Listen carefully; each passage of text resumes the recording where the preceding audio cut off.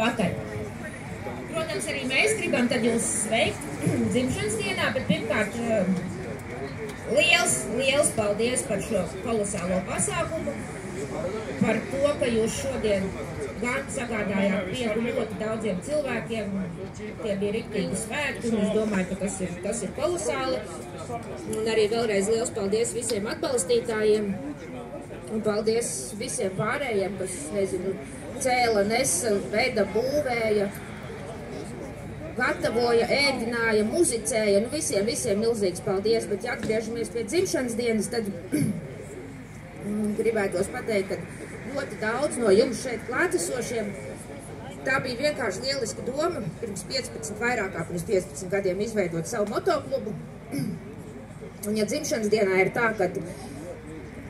mēs paliekam vecāki, jo, kārtējais gadiņš ir nācis klāt, tad jūsu gadījumā tā nav.